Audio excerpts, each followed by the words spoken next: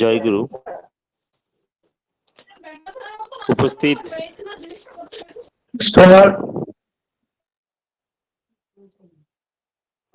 উপস্থিত সবাইকে আমার শ্রদ্ধা, প্রণাম ও জয়গুরু জানাই। এই প্ল্যাটফর্মে যারা আমাকে ভালোবেসে বা সৎসঙ্গী হিসেবে ঠাকুরের দয়ায় যারা আমাকে এখানে সুযোগ করে দিয়েছেন ঠাকুরের কথা কিছু বলার, নিজেকে সমৃদ্ধ করার, আমি সবাইকে আবারও কৃতজ্ঞতা এবং প্রণাম জয়গুরু জানাই। আপনারা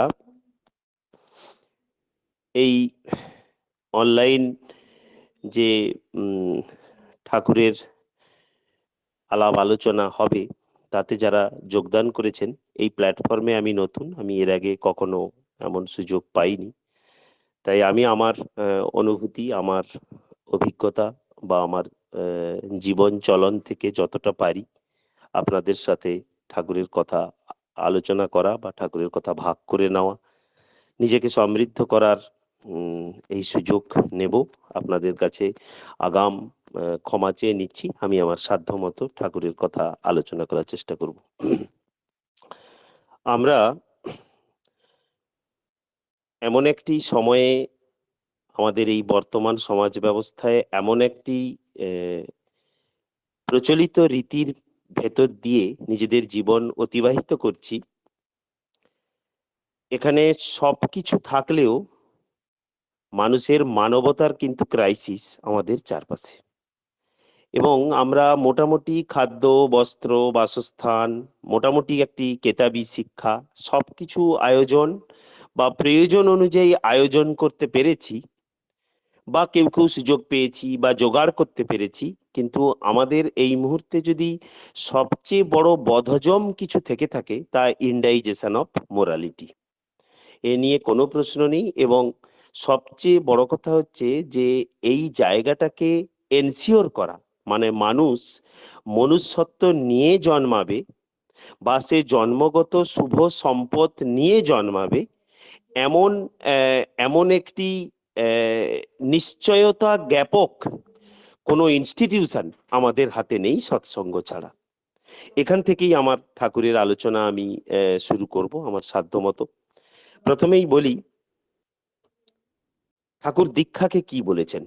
ঠাকুর দীক্ষাকে বলেছেন সিল অফ গড, ভগবানের ছাপ।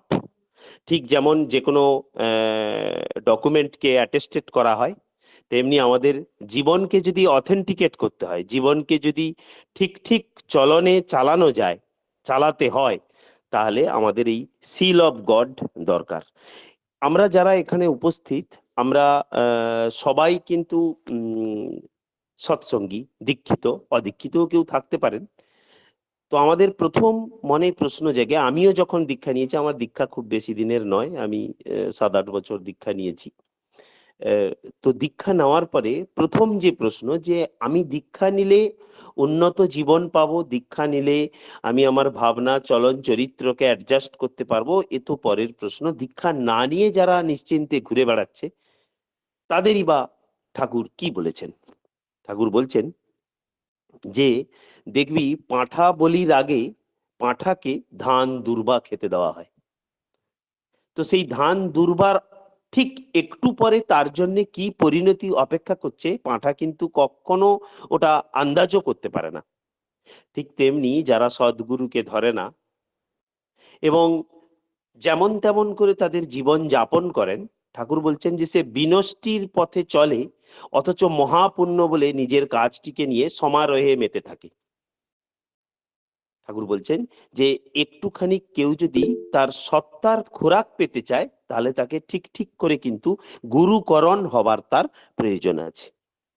এবার আমরা যারা দীক্ষা নিয়েছি, আমাদের এই যে এই যে আয়োজনে আমরা যারা নিজেরা নিযুক্ত হয়েছি বা যুক্ত হয়েছি, আমাদের কি ঠাকুর বলছেন যে ধরা যাক তোমার পরিবারে তুমি মুরব্বী, তুমি ভীষণ নাম ধ্যান করো, তুমি সারাক্ষণ ঠাকুর ঠাকুর করো, অথচ ভগবানের বোধ ফোটাবার জন্য তোমার বাড়িতে বাড়িতে একটা কনভিনসিং লাভ অ্যাসোসিয়েশন দরকার, যে অ্যাসোসিয়েশনে সর্বক্ষণ ঠাকুরেরই চর্চা হবে বা ঠাকুরের চলন নিয়ে চর্চা হবে। তবেই তো তোমার জীবনচর্যাটা উন্নত হতে পারে, তবেই তো তুমি ঠিক ঠিক পথ পেতে পারো। তো অতএব বাড়িতে তোমার একটি কনভিনসিং লাভ অ্যাসোসিয়েশন গড়ে উঠুক, যেখানে শুধুমাত্র ঠাকুর নিয়ে আলোচনা হবে। তো আমাদের এই প্ল্যাটফর্ম আমাদের জন্য এই সুযোগ দিতে পারে। এবার এবার প্রশ্ন উঠতে পারে যে আমি, ধরা যাক, দীক্ষা আমি নিই না বা নিইনি, কিন্তু দেখা যাচ্ছে আমার নৈতিক চরিত্র খুব উন্নত। ঠাকুর এমন প্রশ্ন করা হয়েছে ঠাকুরকে, যে ধরুন কোনো ব্যক্তি যার মধ্যে বেশ সদ্গুণ আছে, বংশগতভাবে যে ধৈর্যের অনুশীলন করেছে, পরিবারে সুচর্চা আছে, ধরা যাক সে দীক্ষা নেয়নি, তার কি হতে পারে? তার নৈতিক চরিত্র বেশ উন্নত, তার কি হতে পারে? ঠাকুর বলছেন যে ওই ব্যক্তির গুডনেস থাকতে পারে, কিন্তু তা অধিকাংশ ক্ষেত্রে মেকানিক্যাল গুডনেস। মানে সেই গুডনেস প্রকৃতির পরীক্ষার সামনে কতক্ষণ কন্টিনিউ হবে, কতক্ষণ সেই গুডনেসটা সমাজের পক্ষে গুড হবে, মিনিংফুলি অ্যাডজাস্টেড হবে, তা কিন্তু জোর গলায় বলা যায় না। এমন উদাহরণ আমাদের সমাজে কি নেই, যে তথাকথিতভাবে প্রচন্ড শিক্ষিত মানুষ, যাদের দ্বারা এই সাংঘাতিক অনিষ্ট সমাজের হচ্ছে না, তার মধ্যেও তো গুডনেস ছিল। ঠাকুরকে জিজ্ঞেস করা হয়েছে যে প্রচন্ড মেধা সম্পন্ন ব্যক্তি, তীব্র ধী সম্পন্ন ব্যক্তি, সে কি সমাজের উন্নতিতে কাজে লাগতে পারে না, তার যদি ইষ্ট গ্রহণ না থাকে? ঠাকুর বলছেন যে হ্যাঁ, ইষ্ট গ্রহণ না করে কেউ লোক কল্যাণের চেষ্টা করতে পারে, কিন্তু সে নিজের প্রবৃত্তি পরায়ণতার সমর্থনে এমন ঝাঁঝালো যুক্তি দেখাতে পারে যে সবাই তার অনুগামী হবে। হ্যামলিনের বাঁশিওয়ালার মতো সবাই তার ভুল পথটাকেই ঠিক বলে মেনে নিতে পারে। বলে তাহলে কি ইষ্টগ্রহণ না করে লোককল্যাণ করা যায় না? বলে হ্যাঁ, ইষ্টগ্রহণ না করে কেউ লোককল্যাণের চেষ্টা করতে পারে, তবে অধিকাংশ ক্ষেত্রে দেখা গেছে যে শুভ করতে গিয়ে কখন তার নিজের অজ্ঞাতে অশুভকে আমদানি করে তা সে নিজেই বুঝতে পারে না। এবং অধিকাংশ ক্ষেত্রে দেখা গেছে তার লোককল্যাণের প্রচেষ্টার পেছনে আত্মপ্রতিষ্ঠা, যশ, মোহ, মায়া, এমনকি মেয়ে ছেলের উপরও তার লোভ থাকতে পারে। ঠাকুরকে জিজ্ঞেস করা হয়েছে, বেশ, আমি যদি নৈতিক চরিত্র যদি আমার না হয়, আমি যদি নৈতিক চরিত্রের একটি ভালো কাঠামো মেনে চলি, আর আধ্যাত্মিক জীবন হলে না হয় গুরু দরকার, কিন্তু আমি যদি নৈতিক চরিত্রকে বলশালী করি, তাহলে কি আমার আধ্যাত্মিক জীবনে পা রাখবার দরকার আছে? ঠাকুর বলছেন যে আমরা কোনো এক পিতার ঔরসে জন্মগ্রহণ করি বলে সেই ব্যক্তিকে পিতা বলে স্বীকার করি, ঠিক তেমনি সেই পিতাকে পিতা হিসেবে মেনে নেওয়ার পর আমরা পিতৃতুল্য ব্যক্তিকে শ্রদ্ধা করতে শিখি। ঠিক তেমনি অজস্র জ্ঞান, গুণ, অভিজ্ঞতা যদি কোনো শ্রেষ্ঠ ব্যক্তিকে ঘিরে কেন্দ্রায়িত না হয়, তাহলে কিন্তু সেই অজস্র জ্ঞান, গুণ, অভিজ্ঞতা মনোরাজ্যে একটা ডিসইন্টিগ্রেটেড লাম্প বা টিউমার তৈরি করতে পারে। ঠাকুর বলছেন যে যেমন আমাদের হজম যন্ত্রে খাদ্য অ্যাসিমিলেশন হয়, অ্যাবজর্বড হয়, ঠিক তেমনি মনের রাজ্যেও অজস্র জ্ঞান, গুণ, বৈশিষ্ট্যের যদি ঠিকঠাক অ্যাসিমিলেশন বা অ্যাবজর্বড না হয়, তাহলে কিন্তু মনোরাজ্যেও ইনডাইজেশন অফ মোরালিটি হতে পারে, যার উদাহরণ আমরা আমাদের সমাজে প্রচুর পাচ্ছি। এবার আমাদের করণীয় কি? ঠাকুর বলছেন যে গুরু না ধরে সাধনা করব, গুরু ধরে সাধনা করলে আমার কি সুবিধা হতে পারে? ঠাকুর বলছেন যে আমার প্রবৃত্তি এলাকার উপরে কেউ আছেন এমন কোনো ব্যক্তিকে না ধরলে, যেমন আমার উপরে থাকা কোনো একটি ডাল, গাছের ডাল হোক বা কোনো একটা কাঠের অংশ হোক বা কিছু একটা, আমরা যখন ওপরে সিঁড়িতে উঠি, আমরা তো হাতটা উপরের দিকে কোথাও বাড়াই। ঠাকুর বলছেন যে নিজের প্রবৃত্তি এলাকার বাইরে যদি কোনো ব্যক্তি বা কোনো শ্রেষ্ঠ ব্যক্তি যদি আমার ভালোবাসার কেন্দ্র না হন, তাহলে কিন্তু আমি কিছুতেই উপরে উঠতে পারি না। এই জায়গাতে ঠাকুরকে আবারও প্রশ্ন করা হয়েছে যে বেশ, আমি যদি আম, ঠাকুরকে ধরেও নি, ঠাকুরকে ধরে এমনও তো দেখা গেছে যে জীবনে তেমন কোনো পরিবর্তন হচ্ছে না। ঠাকুর বলছেন যে যে কোনো পরিবর্তনের কামনা প্রথম নিজের কাছ থেকে আসা উচিত, যে আমি আগে পরিবর্তিত হব। আগে পরিবর্তনটা, ওই যে be the change you want, সেই সেই রকম একটি ভাষা, যে যে পরিবর্তন তুমি চাইছো সেই পরিবর্তনটা তুমি আগে আগে হয়ে ওঠো। ঠাকুর তারপর বলছেন, ভালোবাসার দায়ে না পড়লে মানুষ বদলেছে এমন উদাহরণ পৃথিবীতে নেই। এমনও তো দেখা গেছে যে সিগারেটের গায়ে কত বছর ধরে লেখা ছিল, cigarette smoking is injurious to health, কিন্তু সিগারেট খাওয়া মানুষ হয় প্রাণের দায়ে ছেড়েছে, নতুবা তার প্রিয়তমার আবদারে ছেড়েছে, নতুবা ছেলে মেয়ের ভবিষ্যৎ কোনো মানে শরীরের অসুবিধা হতে পারে বা তার কোনো শ্বাসযন্ত্রের সমস্যা হতে পারে, এমন কোনো ভ্রুকুটির সামনে মানুষ কিন্তু তখনই কোনো খারাপ কিছু ছাড়তে পেরেছে যখনই সে ভালোবাসার দায়ে পড়েছে। এবার গুরুকে আমরা ভালোবাসবো কি করে, এটি আমাদের একটি বড় প্রশ্ন। ঠাকুর বলছেন যে বউকে ভালোবাসবার বেলায় তো এই প্রশ্ন করিস না, বউকে দেবার বেলায় তো এই প্রশ্ন করিস না। এমনও ঠাকুর বলছেন যে এক্ষুনি যদি খবর পাস বউর অসুখ হয়েছে, পট করে কারোর কাছে গিয়ে কেঁদে টেঁদে ধার টার করে নিয়ে বউকে ডাক্তারের কাছে নিয়ে চলে যাবি। তো গুরুকে ভালোবাসবার বেলায় এত প্রসেস কেন, এত চিন্তা কেন? তার মানে তিনি বোঝাতে চাইছেন যে গুরু আমার পরিবারের একজন নিয়মিত সদস্য, তিনি কোনো সকাল সন্ধ্যা অকেশনালি স্মরণ করার কেউ নন, তিনি আমার সর্বক্ষণের সর্বসময়ের কেউ, যার মুখ আমি যেন প্রতি মুহূর্তে মনে করতে পারি। তো এই গুরুকে ভালোবাসবার ঠাকুর প্রসেস কি রেখে গেছেন? ঠাকুর বলছেন যে এই গুরুর বিধানকে বা গুরুর আচরণকে যদি কেউ মানতে চায়, ঠাকুর অত্যন্ত দুঃখ করে বলতেন যে এসছিস যখন আমার গলগ্রহ না হয়ে আমাকে গলবিগ্রহ করে নে। আবার কখনো বলেছেন যে চরণামৃত না খেয়ে চলনামৃত নিয়ে যা। তো এই জায়গাটা ঠাকুর স্বামীজিকে অনেক সময় কোট করে বলেছেন যে carrying out the command of Guru without list hesitation. Vivekananda বলতেন সব সময় যে গুরুর আদেশ একেবারে দ্বিধা না রেখে অনুসরণ করা উচিত। এবার আমাদের প্রশ্ন উঠছে, ঠাকুর এই আমাদের এই যে ভালোবাসা, এই দৈনন্দিন ভালোবাসার রিনিউয়াল কিন্তু ইষ্টভৃতি রেখেছেন, দৈনন্দিন ভালোবাসার রিনিউয়াল সার্ভিস। কারণ আমি ইষ্টভৃতি ঠাকুরের জন্য যখন সকালে আমার নিত্য জীবিকা উৎসৃজ্য যে বা জীবিকা থেকে উদ্ভূত যে আমার কর্মফল আমি যখন ঠাকুরকে নিবেদন করছি, ঠাকুর বলছেন কেউ যদি এই সম্পর্কটা আজীবন বজায় রাখে, সিনসিয়ারলি রাখে, তাহলে কিন্তু সে নিত্য করণীয় কাজগুলো ঠিক ঠিক করে করতে পারে। আর নিত্য করণীয় কাজগুলো যখন সে ঠিক ঠিক করে করতে পারে, তখন কিন্তু জীবনে তার পরিবর্তন আসে। আর পরিবর্তন এলে তখনই সে বুঝতে পারে ধর্ম কোনো ভবালুতা নয়, ধর্ম একটি বাস্তব করো হও পাও এই এই রেসিপি। তো এটি পেতে গেলে আমাদের প্রথম প্রথা হিসেবে ঠাকুর সকালে একদম একদম প্রত্যুষে তাই ইষ্টভৃতির ব্যবস্থা করেছেন। এর জন্য ঠাকুর আমাদেরকে উৎসাহ দিয়েছেন। শিখদের মধ্যে দশবদ্ধ বলে একটি প্রথা আছে, তারা রোজ সকালে 10 আঙ্গুলে তাদের যা মানে অর্জিত দ্রব্য, 10 আঙ্গুলে যা ওঠে তা তাদের ইষ্টকে নিবেদন করে। মুসলিম সম্প্রদায়ের মধ্যে জাকাত বলে একটি প্রথা চালু আছে, খ্রিস্টানদের মধ্যে চার্চ রেট বলে একটি প্রথা চালু আছে, এমনকি বৈষ্ণবদের মধ্যে আত্মবৎ ইষ্ট সেবা।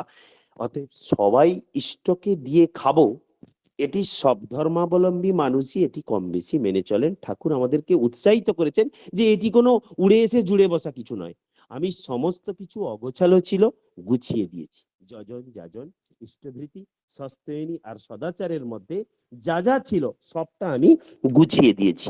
ঠাকুর তাই বলেছেন যে ইষ্টানুরাগী একমাত্র পারে মানুষের চরিত্রকে বদলাতে। ঠাকুরকে জিজ্ঞেস করা হয়েছে যে ঠাকুর আপনি ইষ্ট না ইষ্টানুরাগ কাকে বেশি গুরুত্ব দেবেন? ঠাকুর বলছেন ইষ্ট নয়, তোমাকে ইষ্টানুরাগই বাঁচাতে পারেন।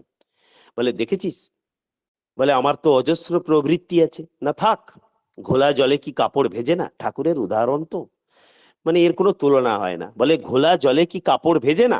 ভেজে। কিন্তু যখন কোনো পবিত্র বস্তুর ওপরে আমার মায়া বাড়বে, তখন অপবিত্র বস্তুর ওপর মায়া কমতে বাধ্য। ইষ্টানুরাগী সেই ফিল্টার যা আমার চরিত্রে ইম্পিউরিটি বা কলুষতাগুলোকে একটু একটু করে কমাতে পারে। কারণ আমি পবিত্রের প্রতি যখন আসক্ত, তখন অপবিত্র বস্তুগুলো থিতিয়ে পড়ছে নিচে, যেমন সেই ফিটকিরি দিলে জলের কাদা কণাগুলো জলের তলায় থিতিয়ে পড়ে।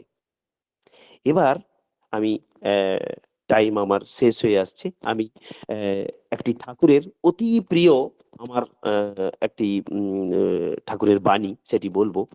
ঠাকুরকে দেবরক্ষীতে কোনো এক প্রশ্নোত্তর পর্বে যতদূর সম্ভব বলিহারের রাজা জিজ্ঞেস করছেন যে ঠাকুর আপনি যে নাম ধ্যান প্রার্থনা চালু করেছেন, এটা রোজ না করে আমার সুবিধা মতন যে কোনো সময় বা সপ্তাহে একদিন এরকম কিছু করা যায় না? ঠাকুর বলছেন আমি যা চালু করেছি তা কোনো বার্ষিকী বা মান্থলি বা চাঁদা নয়, এটি তোমার অনুরাগ, উদ্বৃত্ত সম্পদ, মানে তোমার ভালোবাসা থেকে। বলে এটা তো রোজ করা খুব মুশকিল। বলে কেন মুশকিল? আপনি এই যে বেঁচে আছেন, শ্বাস নিচ্ছেন, এটা রোজ নেন না? অক্সিজেন আপনি রোজ নেন না? কার্বন ডাই অক্সাইড আপনি রোজ ছেড়ে দেন না? বলে হ্যাঁ সে তো করি, সে তো স্বাভাবিক। বলে স্বাভাবিক কথাটা এসছে স্বভাব থেকে। এটিও যদি আপনি স্বভাবগত করে ফেলতে পারেন যে আমি রোজ না করলে থাকতে পারি না, তারপর দেখবেন এটা আর আরোপিত বলে মনে হচ্ছে না, এটা মনে হচ্ছে স্বাভাবিক। বলে এমনও তো হতে পারে আমাদের হৃৎপিণ্ডটা হয়তো আগে চালাতে হতো, বারবার চালাতে চালাতে চালাতে চালাতে হৃৎপিণ্ডটা এখন অটোমেটিক চলে। ঠিক তেমনি আপনিও এই যেমন শ্বাস গ্রহণ বর্জন বুঝতে পারেন না, ঠিক তেমনি এই নাম ধ্যান প্রার্থনাও আপনি নিশ্চিন্তে প্রতিদিন করুন। একটা সময় আপনি আর টেরই পাবেন না যে এটা করতে আপনাকে অনেক কিছু কষ্ট করতে হচ্ছে। বলে ঠাকুর 11 দিন যদি ভুল হয়, তখন ঠাকুর উত্তরে বলছেন ঠিক আছে ভুল হোক, রেগুলারলি ইরেগুলার হোক, কিন্তু একদম বন্ধ হয়ে যাওয়াটা উচিত না। ঠাকুরকে বলা হয়েছে যে কোনো কিছুর পায়ে আমি যদি সারেন্ডার করি, তাহলে কি আমার আত্মমর্যাদা থাকতে পারে? ঠাকুর বলছেন আরে সারেন্ডার মানে হচ্ছে রেন্ডার অ্যাবাভ, মানে কোনো কিছুতে আত্মসমর্পণ করে আমি নিজেকে উন্নত করছি, সেখানে পায়ে বিকিয়ে দেওয়ার কোনো প্রশ্নই ওঠে না, বরং আমি উন্নত হচ্ছি। আমি একদম আমার আলোচনার শেষ পর্বে এসেছি।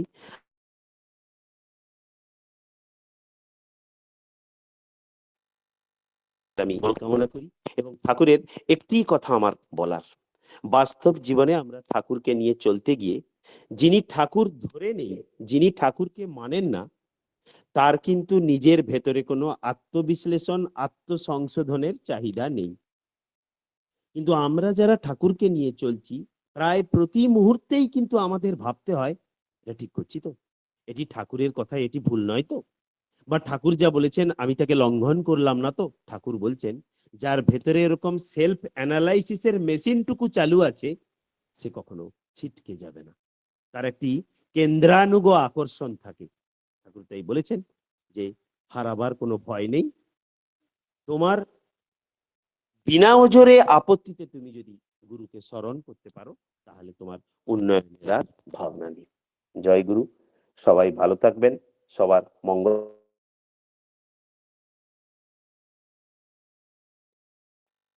জয় গুরু, জয় গুরু। শ্রদ্ধেয় দাদা, আপনি কি যুক্ত আছেন দাদা? দাদা মোবাইলের কাছে আছেন? হ্যাঁ আছি আছি।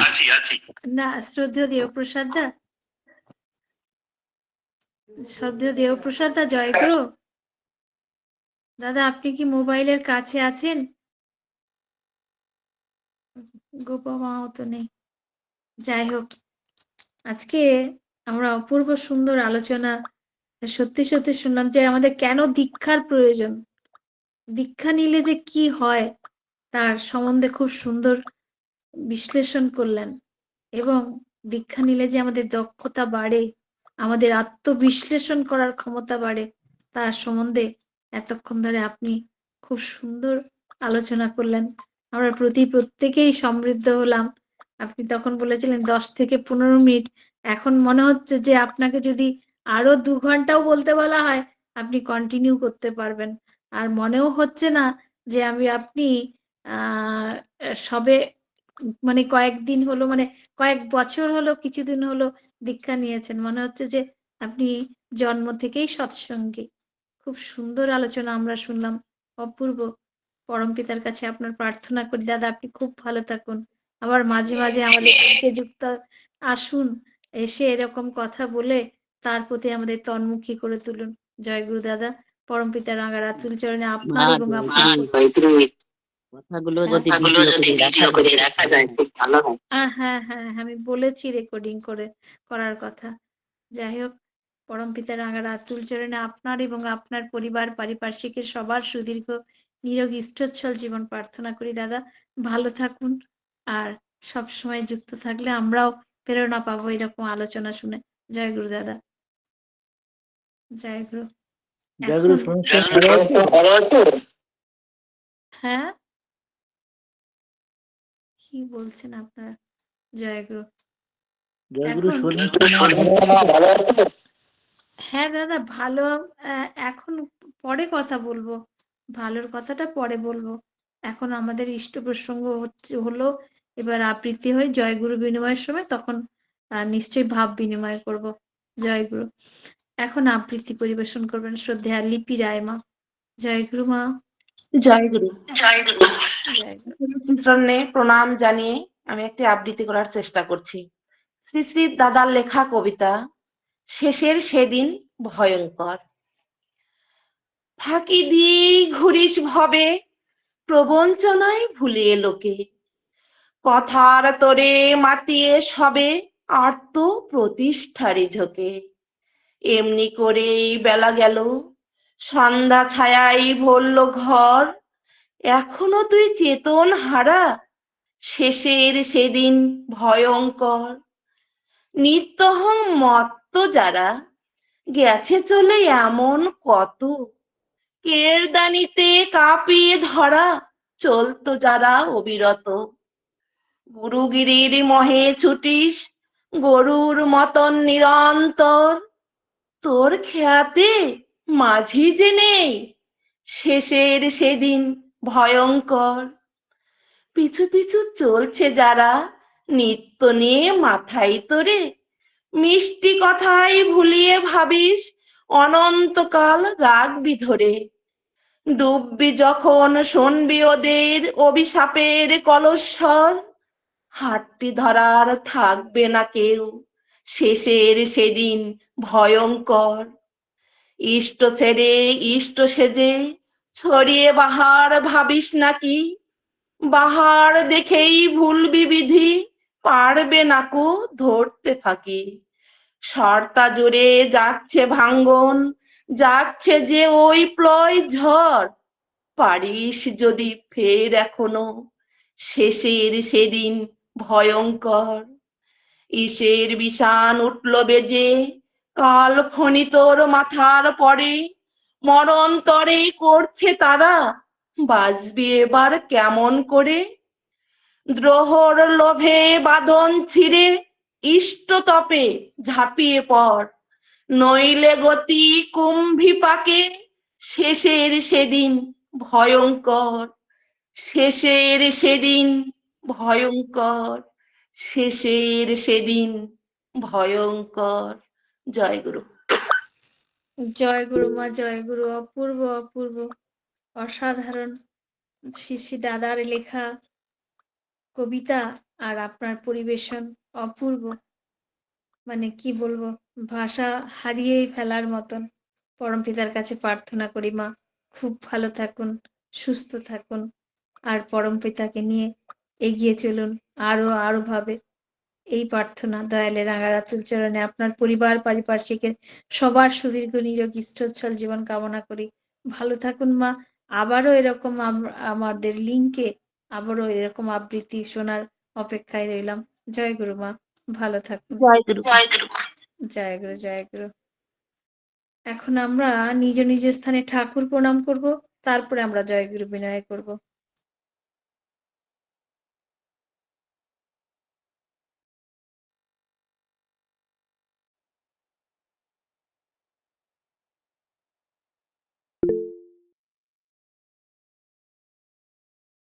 জয় গুরু। জয় গুরু।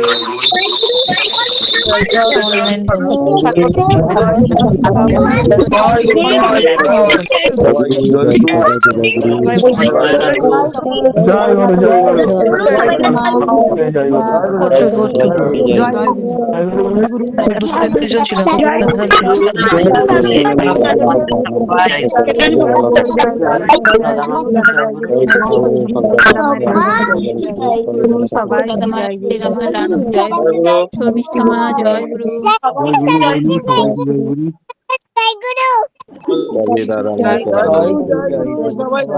জয় গুরু, সবাইকে জয় গুরু। দাদা জয় গুরু, সবাইকে জয় গুরু। জয় গুরু সবাইকে জয় গুরু। জয় গুরু জয় গুরু জয় গুরু, জয় গুরু। জয় গুরু মা জয় জয় গুরু, গুরু মা জয় গুরু। বেটু জয় গুরু মঞ্চে মা উপস্থিত জয় সকল গুরু সকল দাদা ও গুরুমাদের সকলকে জয় গুরু। সকল দাদা মায়েদের সবাই জয় গুরু। জয় গুরু, ছোটদের উপসদাকে আমার জয় গুরু, ছোট্ট মাকে আমার জয় গুরু, সকল দাদাকে আমার রামানন্দকে জয় গুরু, জয় গুরু। নিত্যানন্দ দা জয় গুরু, চর্দি জয় গুরু, মেহেদি জয় গুরু, ও মেয়েছি জয় গুরু করছে আপনাকে। জয় গুরু, জয় গুরু, শ্যামল বাবা জয় গুরু, বাবু জয় গুরু, সুভাষ জয় গুরু, সবাইকে জয় গুরু।